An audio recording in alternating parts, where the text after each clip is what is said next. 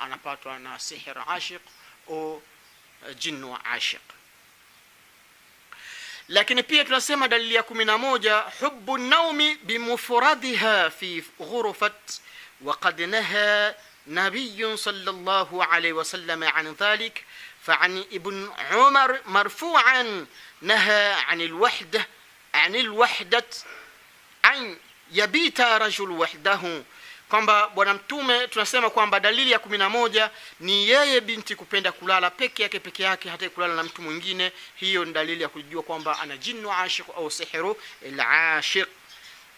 Na hii mambo ya kulala peke yako bwana mtume Muhammad sallallahu alaihi wasallam amekataza, kwa sababu hadithi nasema kutoka kwa bwana mtume Muhammad sallallahu alaihi wasallam an dhalik fa'ani ibn Umar marfu'a, kutoka kwa ibn Umar, na hadithi hii ni marfu'a.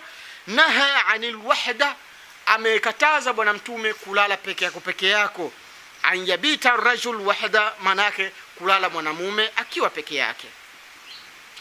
Ama tunakuja jinnu ashiq, jini ashiq au sihru ashiq, sihru uchawi wa ashiq. I'rad al-ashiq al-mutalabbis bi mar'ati al-mutazawwija, dalili za ashiq kwa mwanamke ambaye alikwisha olewa.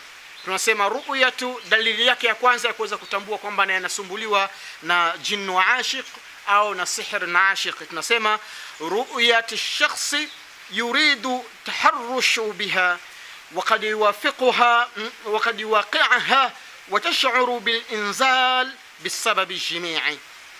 Ni kusema kwamba yeye akamuona mtu amekuja akalala naye usingizini na kadhalika. Hiyo ni dalili ya kujitambua kwamba huyu anasumbuliwa na jinni ashiqi au anasumbuliwa na uchawi wa ashiqi.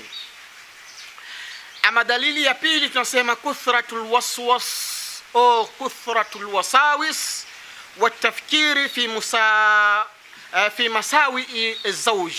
Ni mke huyu kuwa mtu wa wasiwasi sana na akawa na fikra nyingi sana, hali akifikiria mambo mengi tofauti na hali ya ndoa yake na mume wake. Huyu mwanamke wa namna hii atakuwa nasumbuliwa na jinnu ashiq au sihru al-ashiq.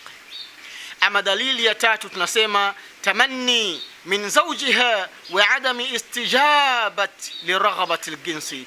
Ni mwanamke huyu kuwa kukosa, yani kwa akitamani kuwa na mume wake, lakini anakuwa hapati ile raghbatul jinsi, inakuwa inapotea kabisa. Kwa hiyo kitendo hicho kinampelekea baba huyu au mama huyu kukumbwa, kujikuta kwamba umesibiwa na matatizo ya